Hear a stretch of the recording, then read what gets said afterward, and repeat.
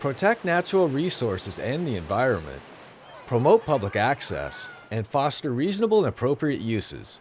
That's the purpose of Clark County's Shoreline Master Program, or SMP.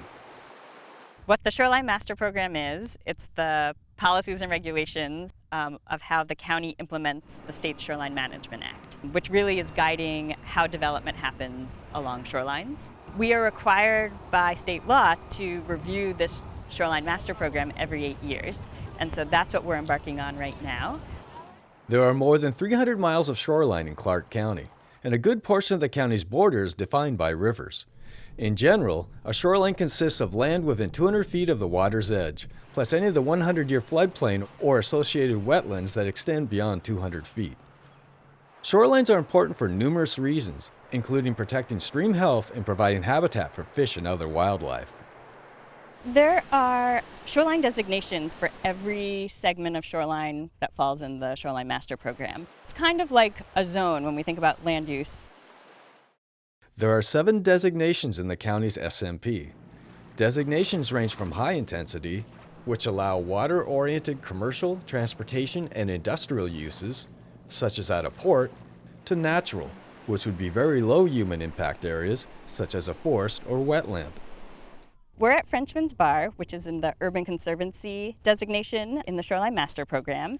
And what that means is this designation is designed for protection of open space and natural areas and restoration of the shoreline's ecological functions, and then also compatible uses such as a park and an opportunity to create public access to the Columbia River. A key emphasis of the state's Shoreline Management Act is to not have any ecological net loss from a development.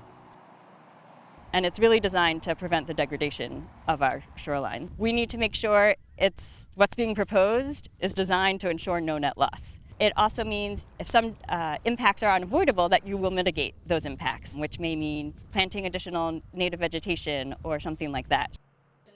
The county's last SMP review was in 2012. To kick off the 2020 periodic review, Clark County Community Planning hosted an initial open house in September. If you missed it, you can go online to the county website and look at an online version and get the same type of information that we shared at the open house.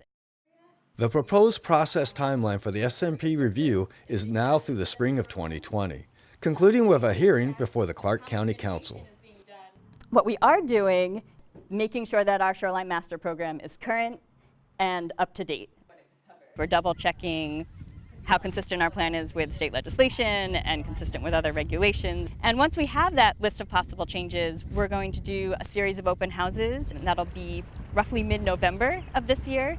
And there'll be an opportunity for anyone who's interested to come out and review those changes, share your input. For more information on the Clark County Shoreline Master Program review, visit the county's website at clark.wa.gov/SMP2020.